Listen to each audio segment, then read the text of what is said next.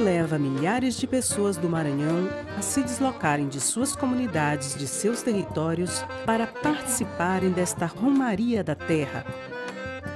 Romarias como esta ocorrem em todo o país. É uma forma dos trabalhadores do campo se manifestar contra a violência, extinção dos recursos naturais, lutar por justiça social. Para compreendermos melhor o que move esses romeiros, temos que entender o Maranhão em seu contexto agrário.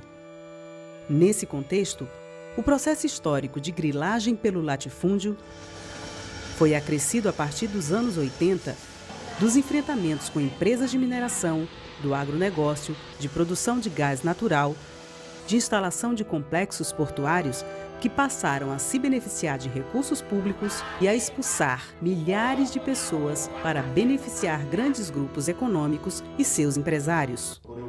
Este filme é um breve percurso por algumas das questões mais significativas de lutas e conquistas dos povos indígenas, quilombolas, lavradores, extrativistas, pescadores, quebradeiras de coco.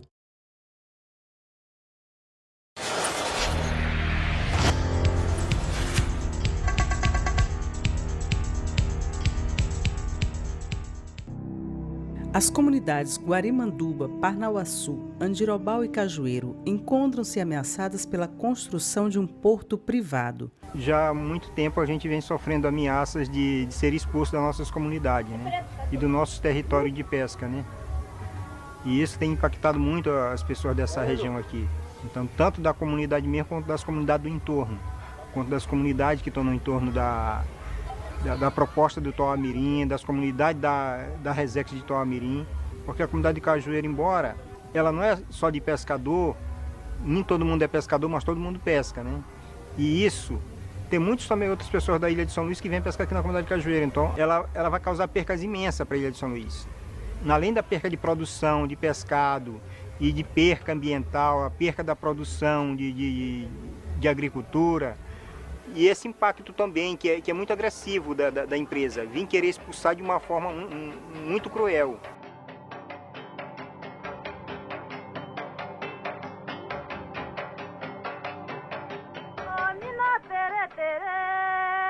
Em Cajueiro está localizado o Terreiro do Egito, lugar sagrado para as religiões afro-brasileiras desde o século XIX.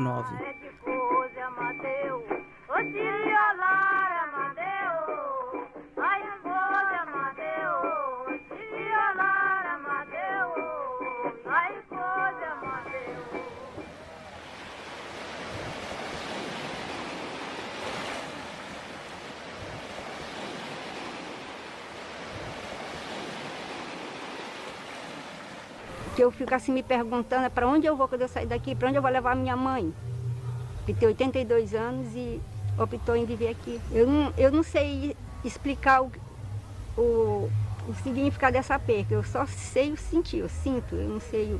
Eles falam de progresso, de desenvolvimento, mas eles não falam do nosso sentimento.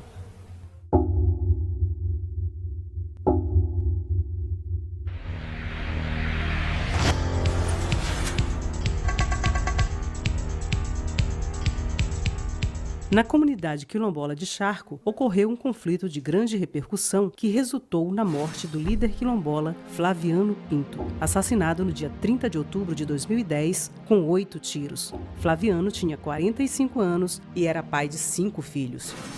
O conflito começou quando Flaviano liderou a formação de uma associação na comunidade para lutar pelo território, iniciando por não concordar com o aforamento da terra, uma espécie de aluguel que os camponeses são obrigados a pagar ao pretenso proprietário para a implantação de roçados. Só tirava essa roça se pagasse R$500 no dia que fosse roçar. Se não tivesse esses R$500, mas aí a pessoa ia arrancar a mandioquinha todinha da roça, fazia 12 alqueires de farinha e levava para ele. Mas se não tivesse a farinha, ele levava a rede para as pessoas da comunidade, ele levava a panela melhorzinha que a pessoa tivesse, um cavalo de botar carga, tudo ele levava para pagar este dinheiro desta roça. Saqueava a comunidade, massacrando cada vez mais as pessoas trabalhando e ele levando para botar os filhos para se formar.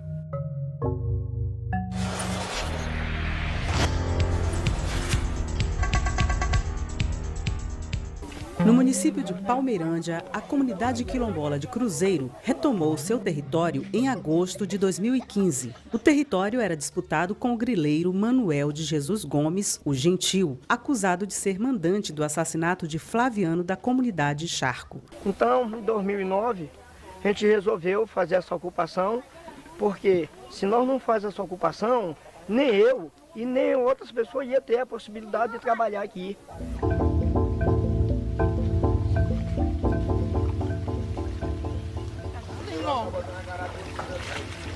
Mata, bicho, ela vai cair. Essa aqui só tem...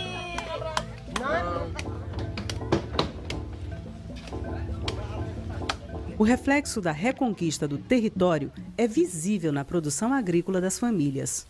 Aqui é a prova que a gente trabalha, nós planta milho, nós planta mandioca, planta o abóbora, planta batata, se planta tudo de alimento.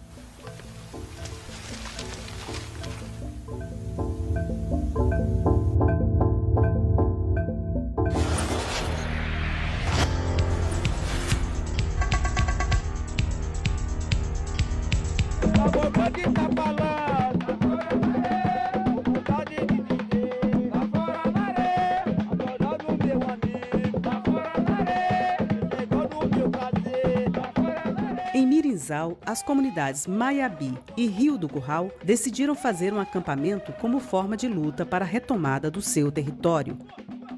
As famílias protestam contra a extração de madeira e de outras riquezas naturais de seu território por empresas. Qual é o motivo que eles só tiravam as matérias-primas daqui, mas não trazia nada para sustentar a comunidade, um meio de ajudar a comunidade. Essas atividades utilizam as precárias estradas que dão acesso aos povoados, destruindo-as ainda mais. Estamos acampados nesta luta, reivindicando um direito que todos querem ter e nós não temos, é estrada. Água na comunidade Quilombo do Maiabi tem um poço furado, mas não, a gente ainda não viu a cor da água.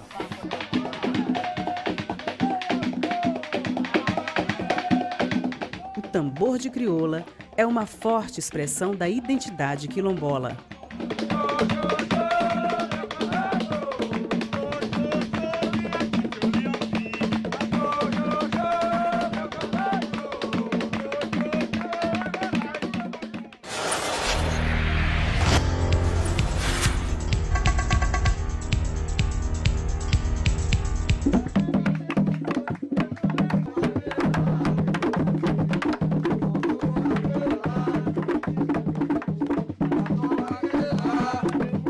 Outra comunidade da Baixada Maranhense que luta pelo seu território é de Benfica, no município de Santa Helena.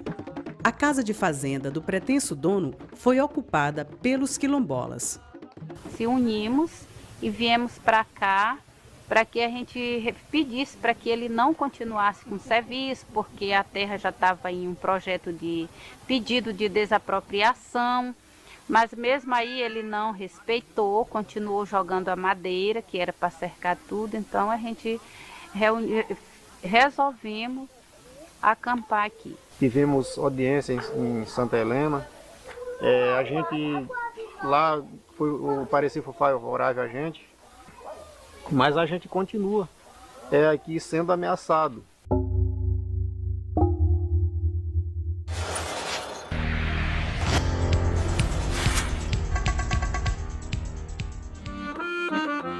Em 1957, Pirapemas viveu um forte conflito envolvendo, de um lado, fazendeiros e polícia, e de outro, famílias de trabalhadores rurais. A ação da polícia resultou na morte de 7 pessoas, entre camponeses e camponesas. Ainda hoje, os mais antigos moradores de Pirapemas se referem a esse tempo como o tempo da guerra. Hoje, quase 60 anos depois, Pirapemas ainda vive os mesmos problemas dos anos 1950. Há décadas, as famílias moradoras do local vêm sofrendo várias formas de violência por parte da família Pontes, que se diz proprietária do território. Eu não tenho sossego aqui nem dia nem noite. Ameaçado de morte já fui muitas e muitas vezes. Junto com minha família, já veio pistoleiro na minha casa para me matar.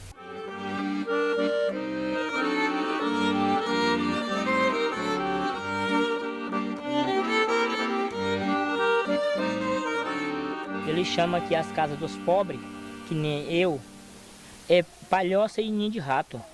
Que nós não tem casa, nós temos um ninho de rato. E ele mudaria o nome dele se ele não queimasse meu ninho de rato, minha palhoça.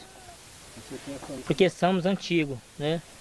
Nós somos antigos. Aqui tem uma panela do meu avô, que cozinhou muito feijão, muita carne para nós comer. Para mim comer junto com ele. Hoje está furada, né? Mas é uma história testemunhada.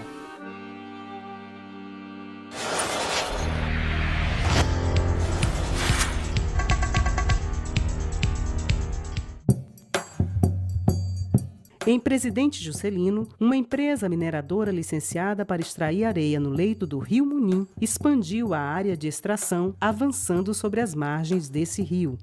Aí nós estamos vendo que o rio cada dia está ficando mais raso, cada dia está perdendo mais o seu volume de água e a nossa grande preocupação é isso. Além dessa destruição, a vibração do solo, causada pelas enormes carretas que passam pelas ruas do povoado transportando areia, produziram rachaduras nas casas. Quando eles começaram a extração de areia, eles começaram acho que com umas 4, 5 caçambas por dia.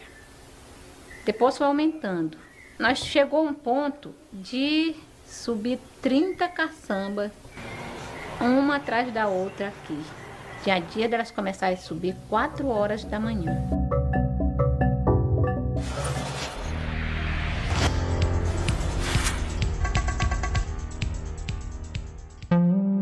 Aqui nesse trecho do Rio Munim, na comunidade Barro Vermelho, uma outra empresa de mineração de areia e calcário vem causando enorme estrago na margem do rio. Os moradores da comunidade reclamam da empresa que invadiu sua área, impedindo as atividades de roça e prejudicando o rio de onde as famílias também tiram seu sustento. Agora com essa degradação de terra aí, a gente não tem acesso mais para onde era os municizal. Agora a gente está sendo tratado como bicho também. A questão da cerca, cercaram há pouco tempo aí. Antes a gente já sofria porque era humilhado pelo patrão. E agora são questão de ameaças. Depois que a gente se organizou, é questão de ameaça toda hora. Ameaça de derrubar a casa, ameaça de queimar. Meu avô, né, ele nasceu aqui, se criou aqui, morreu aqui. E a gente sempre tem essa consciência que a gente é quilombola e tem direito à terra, né?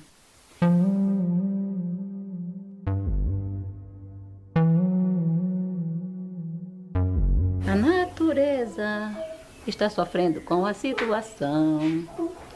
Deus fez o céu e a terra, os campos, as serras, o rio e sertão. E fez o homem, a sua imagem botou no jardim. O tempo passou, ele promoveu guerra, comprou motosserra, em tudo deu fim. E hoje a Amazônia legal, toda devastada para plantar capim. Ao ver suas margens em chama, chorando está o nosso rio Munim. Por que em chama? Porque ele está nu. É fogo em volta dele o tempo todo.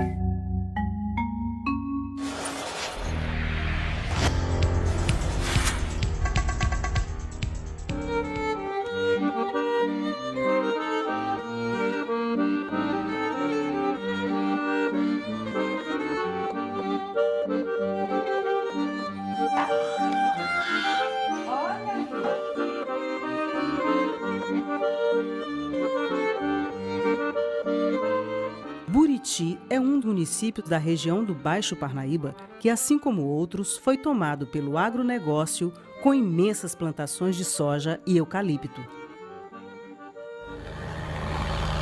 A pulverização de agrotóxico por meio de avião atinge as roças da região, inutilizando completamente o principal meio de sustento das famílias camponesas.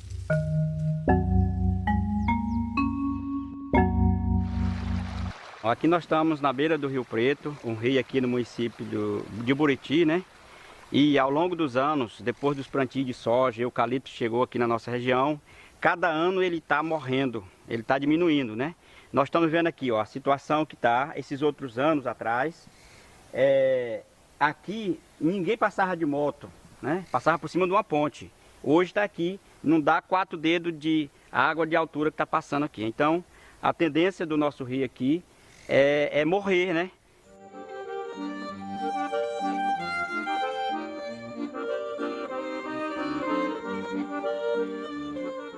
Aqui nós estamos em cima do nascente do Rio Estrela, né? Que esse Rio Estrela é de funda importância para a comunidade, onde banha toda essa nossa comunidade, é Tambor, Cabeceira, Conceição 1, Conceição 2, Conceição 3 e vai até Anapurus.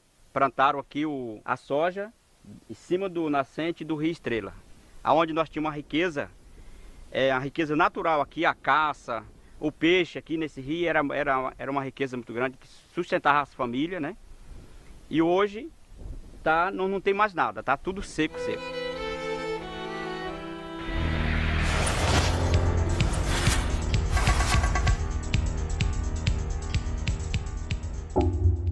A região do Baixo Parnaíba, afetada pelo agronegócio desde a década de 1980, recentemente passou a sofrer impactos socioambientais decorrentes da implantação do complexo de produção de energia eólica. As famílias do povoado Lagoas, em Belágua, foram surpreendidas com o desmatamento de seu território para a passagem do linhão de transmissão de energia. –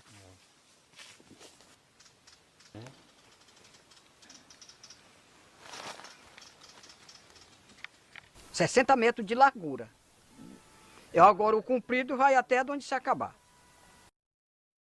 O linhão tem cerca de 240 quilômetros de extensão, ligando os aerogeradores instalados na região dos Lençóis Maranhenses a uma subestação no município de Miranda do Norte, impactando, ao longo do seu percurso, outras comunidades. Ou evitar, ou então, se de tudo não conseguir, achar uma oferta, encontrar uma oferta adequada, porque 25 mil reais eu acho que é muito pouco, até porque vai passar por cima de muitas árvores, né, que botam frutos, né? Eles vão devorar, por onde eles vão passando ali tem uma ponta de murici que a gente se abastece dele lá, vai pegar lá dá uns 50 pés de murici.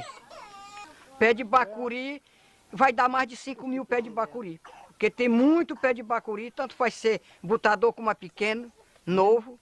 Nós aqui no mato, nós não tem grau de estudo para trabalhar numa empresa. Se eles usam nós para trabalhar, mas é só 6 meses, 1 ano. Essas empresas, elas não trazem nada. E nós aqui no interior, nós estamos acostumados a trabalhar com roça de mandioca. Plantar milho, maniva, plantar arroz, feijão. É isso aqui que é a nossa profissão.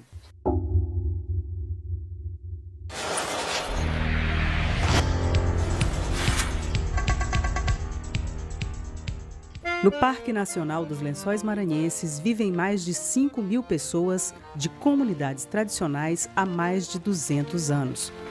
O parque foi criado em 1981. O Estado brasileiro não tem reconhecido os direitos ancestrais e originários desses grupos que já viviam dentro do parque e sequer reconhecem seus direitos à energia elétrica, à educação e à saúde como quaisquer cidadãos. As famílias que sempre viveram no parque são impedidas de reconstruir suas casas e os filhos que se casam têm que sair dos povoados. O ICMBio tenta impedir até a edificação de igrejas. Então a gente necessitava de fazer uma igreja dentro do nosso povoado, mas eles não liberaram para a gente fazer, que a gente não poderia fazer porque era dentro do parque. Então, como é que nós moramos dentro de uma comunidade, nós não temos o direito de fazer uma igreja das nossas orações. Então, eles não deixaram, mas assim mesmo a gente deu continuidade a essa igreja. A igreja, ela serve para fazer as nossas orações e também ela tem um grupo de jovens, ensina a catequese para as crianças aqui. E, além disso, nós temos várias missões que a gente realiza dentro dela, que são os festejos. Se eles derribar, tá desmoralizando o dinheiro que os aposentados deram, as pessoas que trabalham ao público também deu. E a contribuição dos jovens também, que eles também lutaram. Era uma casinha igual essa, uma igrejinha igual essa, só que era mais fraca, era de adobe de barro, coberta de palha. Aí ela caiu, a igreja caiu. Aí o pessoal da igreja daqui começaram fazer plano para construir uma igreja aqui. Quando as paredes estavam levantadas, o IBAMA passou e pediu para não construir mais. Também a gente não ligou para isso não. Rapaz, vamos fazer nossa igreja e deixa de conversa. Enquanto isso, a atividade turística e de recreação bastante predatórias em muitos sentidos, se desenvolvem no parque. Eles vêm nos carros, vão para as lagoas, deixam o lixo, e aí às vezes os moradores é que vai recolhendo lata de cerveja, sacola de plástico, até camisinha já foi se encontrado dentro das lagoas. O pessoal dos municípios vizinhos aqui vão muito para as lagoas, mas mais mesmo é os turistas. Período de férias, julho e agosto é o período que vem mais. Depois da criação do parque, a legítima busca pela sobrevivência das famílias passou a ser tipificada pelo órgão gestor do parque como atos criminosos. Um exemplo disso é a proibição do plantio do caju, árvore que passou a ser classificada como corruptora da paisagem original. Contraditoriamente, neste vídeo promocional feito pela Embratur, o caju aparece como uma das riquezas turísticas no contexto do parque. A nossa preocupação é do IBAMA e do CIMBio, que não quer deixar nós trabalhar. E se nós não trabalhar, como é que nós vamos sobreviver?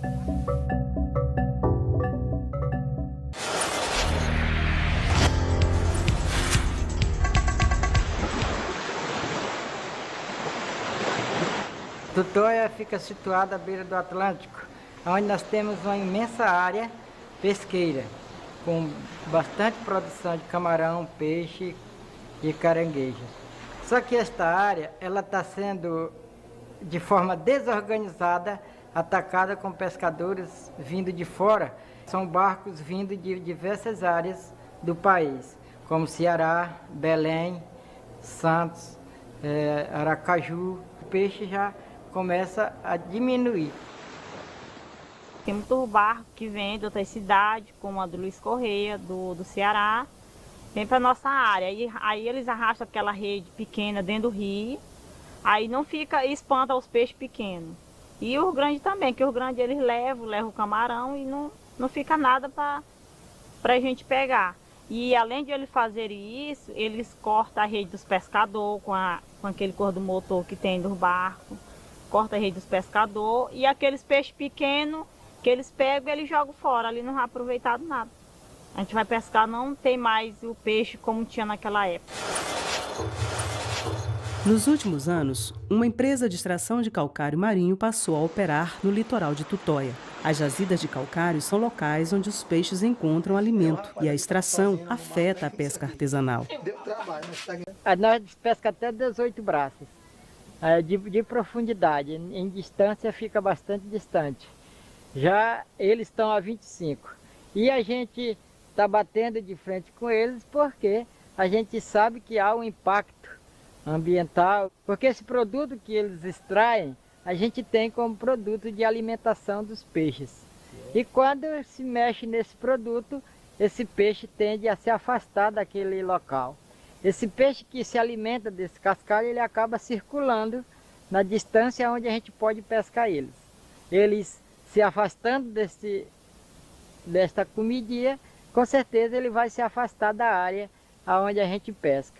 Isso a gente já sente na diminuição do pescado do nosso artesanato, que é caçoeira, groseira, puçá, tarrafas e outros.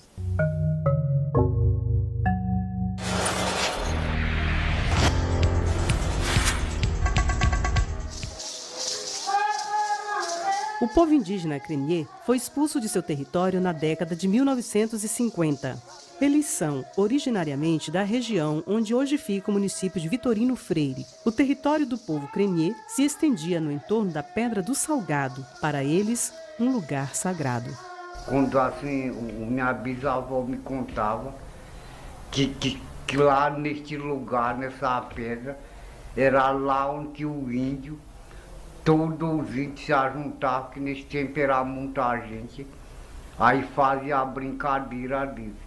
Mas antes de eles fazer, aí eles iam para o mato, iam pescar, aí moquinhava batata, ia juntar toda a coisa, tanto como da roça, como do mato e peixe e tudo, para poder fazer aquela festa, não é? Até hoje, esse povo continua lutando para reconstruir um território definitivo, onde possa morar, cultivar e manter a sua cultura. Que hoje nós vivemos na periferia de Barra do Corda. Andemos já muitos e muitos bairros, casa alugada. E aí hoje a gente vive num pequeno pedacinho de terra, 1 hectare de terra. Hoje nós não vivemos, nós não temos, né, esse bem viver. Né? O bem viver de toda a história do povo, Crenê, era quando ele tinha e ele vivia no seu território próprio, né?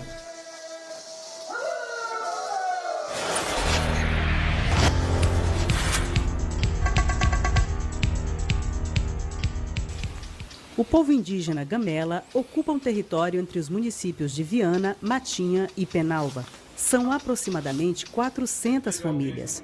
Nos últimos anos, o povo Gamela intensificou a luta pelo seu território contra a invasão de grileiros que destroem rios e outros recursos naturais e também as áreas onde as comunidades fazem suas roças. Nós temos um momento aqui de resistência, porque sempre meu avô lutou por isso. Os mais velhos lutaram, já morreram também por essa terra. Então, nós estamos aqui e nós vamos lutar até o final, porque nós queremos libertar o nosso povo desse sofrimento. Que sempre houve resistência, inclusive com esses invasores, que eles entraram na terra, mas eles entraram sabendo que aqui era indígena. Para aí está tudo destruído, Guarimanzal tem para aí, ó, desse que a gente faz, esse artesanato aqui, Guarimanzal, Jussaral, para aí, ó, Palmeiral, tudo está destruído. Em 2014, os Gamelas solicitaram à Fundação Nacional do Índio, FUNAI, a abertura de procedimento administrativo para a identificação, demarcação e homologação do território indígena Gamela. E a gente está fazendo também todo o levantamento dos marcos históricos que a gente tem lá. A FUNAI reconheceu como povo étnico. A gente luta hoje pelo decreto que o governo reconheça a terra, né? Porque tem que ter o decreto para legalizar. Mas é um processo de reorganização e de insurgência política num tempo muito difícil, em que todas as forças do Estado, sejam elas do Poder Executivo, do Poder Legislativo, como do Judiciário, se colocam contra os direitos, sobretudo territoriais, dos povos indígenas e das comunidades tradicionais de modo geral. A gente é capaz de lutar pelo povo da gente. Tem que lutar pelos nossos objetivos.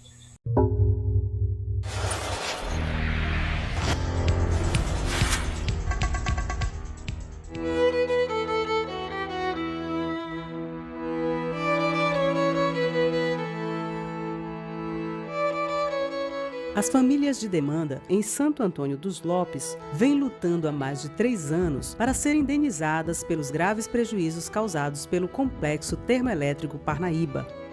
Os moradores reclamam que depois da instalação da termoelétrica, as águas do Igarapé Demanda e das cacimbas do povoado ficaram poluídas.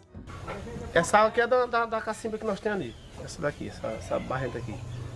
Daqui vem lá da firma lá, ela vai e lava, ela é desse jeito aqui, ela.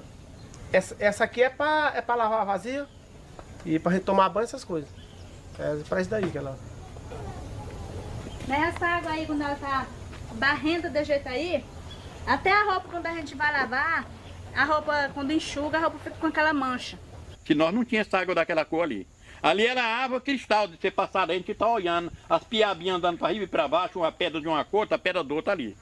Hoje está barrenta, que ele diz que tem um cabo com um pau batendo dentro da água. Eu não sei o mistério lá dentro. O poço nós abandonamos. Por causa desse mau cheiro, nós abandonamos, larguemos o poço. Estou comprando água agora mesmo. Cheguei agora com 3 tamborzinhos. Nós bebemos 3 dias, 4 dias. As famílias também lutam para serem reassentadas em um novo local. As recentes descobertas de gás natural em diversas regiões do Maranhão têm sido tomadas como um novo elemento de desenvolvimento. Quando a instalação da termoelétrica, fizeram várias audiências públicas, convidando as pessoas das comunidades para explicar a importância da presença da termoelétrica aqui na região. E a impressão que se tinha era que Capinzal se tornaria uma metrópole, né, pelo investimento que a termoelétrica ia trazer para a nossa região. No entanto, não foi isso que a gente conseguiu perceber, porque Capinzal continua o mesmo, a cidade continua a mesma, as comunidades continuam pobres do mesmo jeito. A exploração do gás na região iniciou com o grupo MPX, do empresário Ike Batista. Tais empresas, como o Complexo Parnaíba, ao se instalarem no Maranhão, usam de várias estratégias para se manterem, desde a cooptação de moradores das áreas impactadas, por meio de ações paliativas, a financiamento de campanhas políticas. Somente em 2016, após 4 anos de luta, as famílias foram reassentadas em uma área cortada pela BR-135, que recebeu da empresa o nome de Nova Demanda. O reassentamento, entretanto, causou profundos transtornos ao modo tradicional de vida do grupo. Dentre outros problemas, a nova distribuição das casas ocasionou a desestruturação de antigas vizinhanças e nem todas as famílias receberam lotes adequados para o cultivo.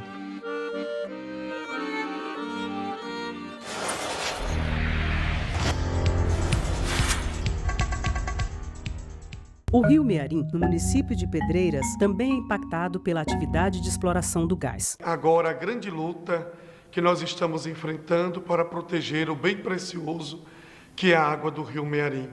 Este tão importante rio que está sendo desviado suas águas para a termoelétrica lá de Santo Antônio dos Lopes. Com a descoberta de poços de gás no município de Pedreiras, conflitos com pretensos proprietários que já tinham sido resolvidos há décadas voltaram a acontecer.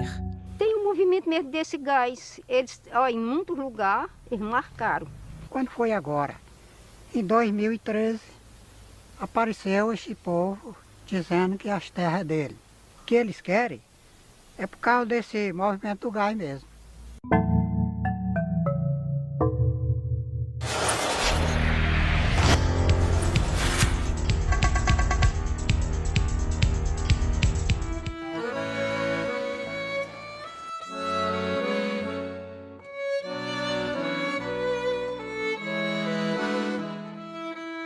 Em Codó, várias comunidades quilombolas enfrentam grileiros e empresas que avançam sobre seus territórios. É uma terra que a gente já vem trabalhando há mais de 70 anos, né, dentro dessa área. Não é uma terra invadida. Em 2013, os moradores da comunidade de Livramento foram surpreendidos com a chegada de um médico de São Luís, alegando ter comprado as terras. E começou, colocar banca, não queria que ninguém colocasse mais roça. Para a pessoa colocar a roça, tinha que pagar o fórum no final da colheita, né? Até mesmo a colheita não era boa e era obrigado, pagar de qualquer jeito. Se não desse bem para colher, se tivesse só um pouco de arroz mesmo, tinha que pagar aquele restante. A família ficava sem comer, porque o que deve ele tinha que levar. No dia 3 de fevereiro de 2013, no povoado de Santa Maria dos Moreiras, casas foram incendiadas. Uma forma de aterrorizar as famílias das comunidades quilombolas que lutam pelos seus territórios. Essa luta da retirada das famílias de Santa Maria dos Moreiras não é tão recente. Ela, desde 1990, já vem essa perseguição dessa família Pires, tentando tirar a comunidade de lá. Já houve momento em que policiais da cidade de Codó foram a mando dele lá, armados, para garantir as máquinas, fazer o desmatamento das áreas lá.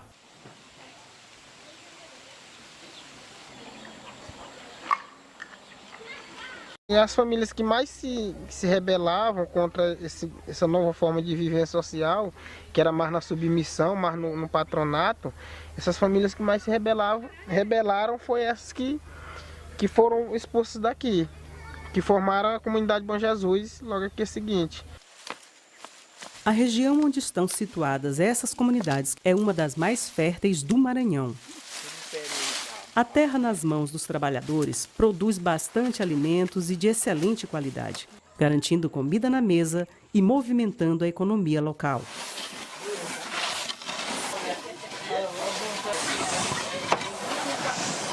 Comunidades como a de Santa Maria dos Moreiras, por exemplo, fornecem alimentos para a merenda escolar. No entanto, a grilagem vem tomando essas terras para o plantio de capim e cana-de-açúcar.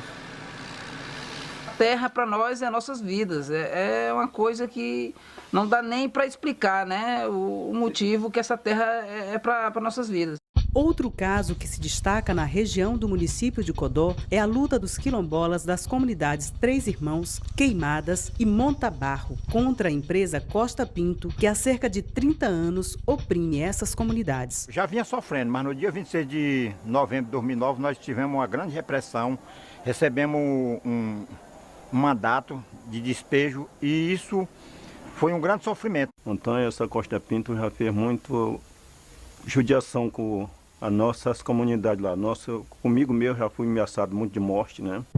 A comunidade Vergel, em Codó, enfrenta a violência de grileiros e madeireiros desde os anos 80. Está com mais de 30 anos que vem acontecendo isso.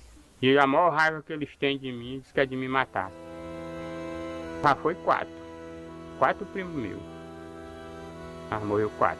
Só vejo o pessoal na rua comentar. Na hora que nós matar ele, acaba com a confusão. No dia 24 de dezembro de 2015, véspera de Natal, Antônio Isídio é encontrado morto. A partir de 2013, com o agravamento das ameaças de morte que o Antônio Isídio vinha sofrendo, a CPT solicitou do Estado brasileiro que providenciasse a proteção dele como defensor de direitos humanos. Além disso, foram registradas várias ocorrências policiais ao longo daquele período, em que atestavam que o Antônio Isídio estava sendo ameaçado de morte. Inclusive, num dos registros, ficou muito claro que ele morreria se nada fosse feito. E, no final, o Ministério Público entendeu que não era caso de conflito, informou o Programa Defensor de Direitos Humanos que arquivou o caso. E aí ele ficou sem proteção. Aqui que foi encontrado o corpo do Antônio Isídio, dia 24 de dezembro de 2015, depois de 4 dias que ele estava desaparecido.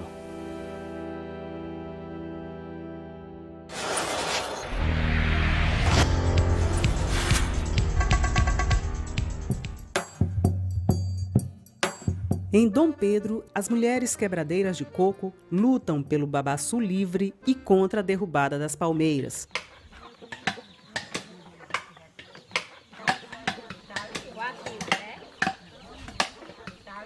O que nós queremos é a lei do babaçu livre, mas só que tem esses que têm condição, que é rico, que tem mais propriedade, eles pegam, cortam as palmeiras, que é para as pessoas pobres não apanhar os cocos. Tem deles que dizem assim, o terreno é meu, eu faço o que eu quiser, né? Mas o coco não foi ele que plantou. Essa é a realidade das quebradeiras de coco aqui do município de Dom Pedro. A gente está vendo essa derrubada de palmeiras que está acontecendo. Isso já vem acontecendo há bastante tempo, né? E a gente vê que o desrespeito ao modo de vida dessas comunidades tradicionais. E não é só uma questão financeira, né? É mesmo o convívio, a realidade, a cultura dessas mulheres que quebram coco desde criança e as ameaças que são constantes. As mulheres quebradeiras de coco de Dom Pedro enfrentam interesses dos poderosos pecuaristas locais e políticos, muitos deles grandes devastadores das palmeiras. Nos últimos anos, as quebradeiras intensificaram a luta pela lei do babaçu livre, pressionando os vereadores na Câmara Municipal de Dom Pedro. Entretanto, recentemente, as quebradeiras decidiram não mais esperar pela lei. Já que a lei não foi aprovada, a gente que faz o nosso próprio limite e não deixa que o nosso opressor seja, diz, aqui vai ser uma cerca, você não pode passar. A cerca para a gente já foi superada. Por mais que eles não retirem, mas a gente também não se limita ali de dizer eu não passo, a gente passa sim, querendo eles ou não.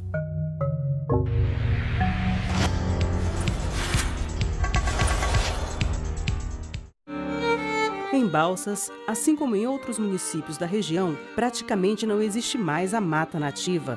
Tudo foi tomado pelo agronegócio, que se instalou na região no final da década de 1970 com a monocultura do arroz. Nos foi anunciado há alguns anos que o sul do Maranhão estaria destinado apenas para esta agricultura assim em grande escala, agricultura para exportação.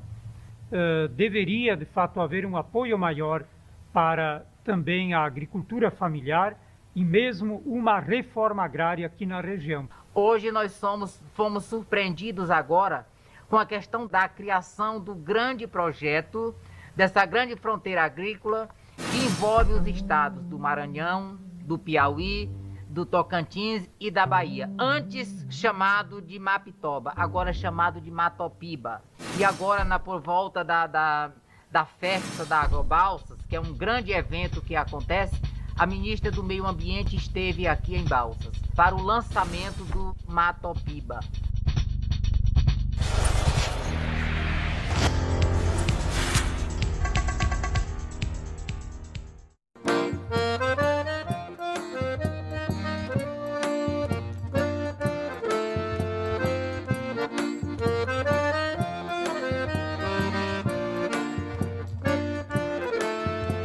O assentamento alegre é um exemplo de que a luta pela terra é a garantia de sobrevivência das famílias camponesas.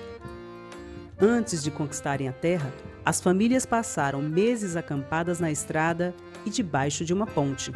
Que até 2005, antes da gente vir para cá, a situação da gente era muito precária, né? 90% dessas pessoas não tinham onde trabalhar. Às vezes você plantava, nem chegava a colher tudo, já o dono das terras já pedia que a gente se retirasse, para eles colocar os animais deles.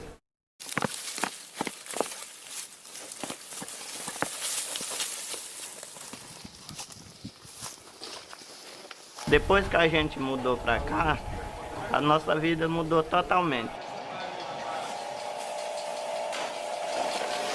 A experiência do assentamento alegre, tanto pela produção agrícola quanto pela coesão da comunidade, demonstra que o bem viver é possível.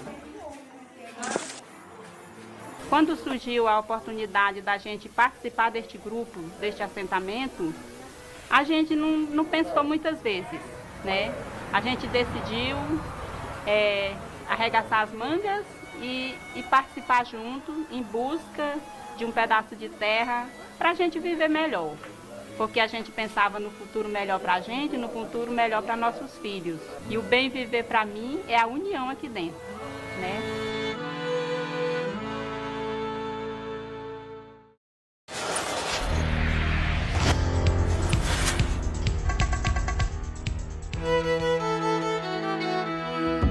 Na história das lutas camponesas no Maranhão, a região de Bacabal foi uma das mais violentas. Um exemplo disso foi o ataque ao povoado Aldeia. Em 1985, durante o governo Luiz Rocha, o povoado foi invadido por policiais e jagunços, uma das mais sangrentas atrocidades ocorridas no campo maranhense. Crianças e adultos foram feridos, 29 casas foram destruídas, como também utensílios domésticos, móveis, vestuários e documentos pessoais. O trabalhador rural Trazibe Teixeira da Conceição, de 72 anos, foi assassinado com vários tiros, inclusive na cabeça.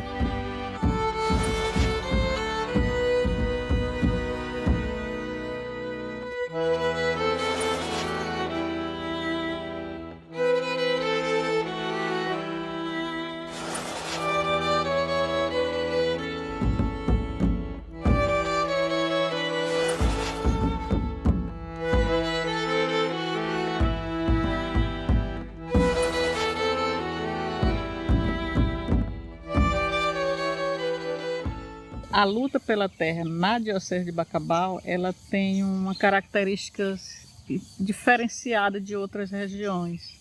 Porque aqui na região ela foi motivada muito pela questão evangélica, sempre teve motivação evangélica. Quando teve conflito, mas as pessoas se sustentavam nesse conflito, enfrentavam todo esse conflito por motivação evangélica, né, de igreja, né? Então, foi muito característico. A fé, naquele período, a fé foi quem manteve, foi quem garantiu a permanência dessas pessoas na terra. Eu não esqueço nunca que foi uma luta assim de união, uma corrente. Nós fazíamos a corrente de oração aí dentro desses matos, as celebrações. A luta pela terra na região de Bacabal é um reflexo da opção da Igreja Católica no sentido de um cristianismo social que teve como marco o Concílio Vaticano II, ocorrido na primeira metade dos anos 60. O concílio propiciou orientações políticas voltadas para as lutas sociais. Desse movimento participaram não apenas religiosos católicos. Foi na América Latina que a teologia da libertação mais se desenvolveu, e o Maranhão foi o berço das experiências das comunidades eclesiais de base no Brasil. No início da década de 80, foram um conflito em São José Paulo Ramos, que culminou com a queimada da igreja naquele povoado. E na época houve uma mobilização da diocese toda, não só da diocese de Bacabal, mas do Maranhão e do Brasil todo. Teve repercussão até internacional, quando a capela foi queimada, e Dom Pascazio interferiu na época, até excomungou o governador do Maranhão na época, que era Luiz Rocha. A questão da luta pela terra no Maranhão se agravou a partir de 1969, ano em que o então governador José Sarney editou a Lei de Terras. A Lei Sarney de Terras, como é mais conhecida, favoreceu a transferência de grandes extensões de terras devolutas a grupos empresariais de várias regiões do país através de uma política de incentivos fiscais. Porém, as terras já estavam ocupadas por camponeses. A lei surge então como um incentivo ao violento processo de grilagem que se sucedeu nos anos 70 e 80. Na região amazônica maranhense, ocorreram inúmeros assassinatos de trabalhadores rurais.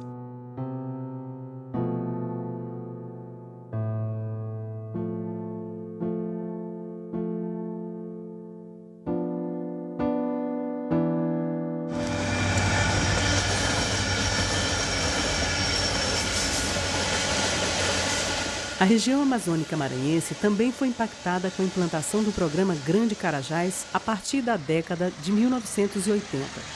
A Companhia Vale do Rio Doce e depois a Vale ampliou a violência contra as comunidades nessa região cortada pela estrada de ferro Carajás. As comunidades são atingidas pela poluição da atividade siderúrgica. São frequentes os atropelamentos com mortes na ferrovia. Ao longo de todo o corredor Carajás, desde a área do Porto em São Luís, as comunidades sofrem expropriação de seus territórios, violações de direitos e outras agressões.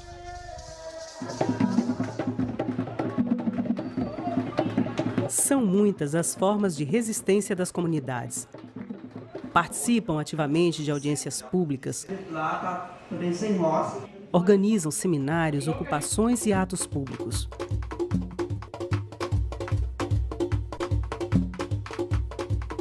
No ano de 2015, um grupo de centenas de quilombolas e indígenas ocupou a sede do INCRA em São Luís. Alguns integrantes desse grupo fizeram uma greve de fome por 9 dias, um ato extremo e corajoso para cobrar ações do governo federal no sentido de garantir os territórios onde vivem. No 5º dia, ocorreu um dos momentos mais emocionantes do protesto. Enquanto os ocupantes discutiam no auditório do INCRA com autoridades locais e de Brasília, o grupo em greve de fome entrou no auditório e recebeu a solidariedade e a aclamação dos ocupantes. Quando nós estávamos no INCRA, no 5º dia a gente saiu lá fora e viu aquele povo todo pela gente, ali foi que a força cresceu. Porque nós tínhamos não aqueles grandão, mas sim o povo, gente, aquele povo que sabia por que nós estávamos lá. O motivo maior de eu ter entrado nessa greve de fome foi me lembrar que Flaviano deu a vida dele por nós da comunidade. Então, se fosse preciso eu dar a minha vida também pela minha comunidade, eu daria. Que se não fosse nada resolvido até lá, até o momento que foi resolvido durante esses 10 dias que a gente passou de fome, a gente ia permanecer ali. Se fosse preciso alguém morrer lá dentro, a gente morreria, a gente não sairia dali, se não fosse nada resolvido. E a luta continua. Após a ocupação do INCRA, o governo federal assinou 2 decretos de regularização fundiária no Maranhão, o da comunidade quilombola de Santa Rosa dos Pretos e de Charco. Para as populações tradicionais do campo maranhense, nada é conquistado sem muita luta. O conjunto de situações de lutas e conquistas mostrado neste filme é apenas um fragmento da realidade. Inúmeros conflitos se espalham pelas regiões norte, leste, oeste, centro e sul maranhense, levando as comunidades a se manterem em constante luta em busca do bem viver.